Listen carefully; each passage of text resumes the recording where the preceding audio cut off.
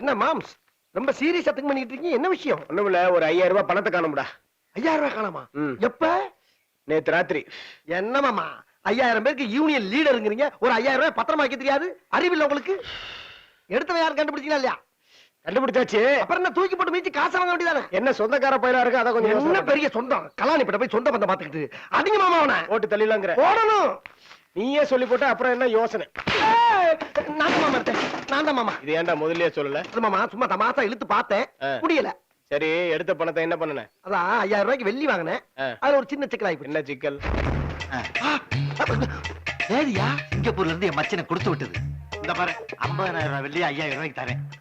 நம்மளுக்கு வேண்டாப்பா, police case ஆயிப்போச்சு, சிக்கல் ஆயிப்போம். போ போ. அதுக்கு பயப்படுறியா? நான் வித்தேன்னு எழுதி தரேன், நீ வாங்கினேன்னு எழுதி கொடு.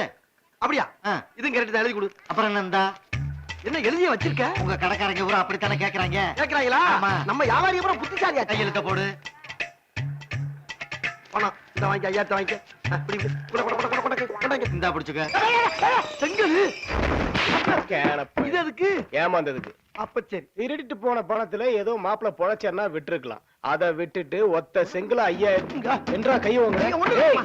ஏய், நில்லு. மாமா, நிக்க ஏய், நில்றா. ஐயோ. ஏய், ஐயோ, ஒண்ணும் இல்ல. தமாஷ் பண்ணுங்க. ஏய், நில்றா. ஏய், மாமா. ஏய், கேனப்ப. ஏய். பா, செத்து போயிட்டான்டா.